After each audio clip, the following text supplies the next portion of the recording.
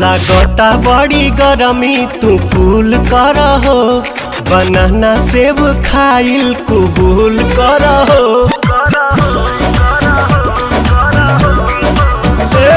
लागता बड़ी गरमी तू कूल कर हो, बनाना सेब खाइल कबूल कर हो।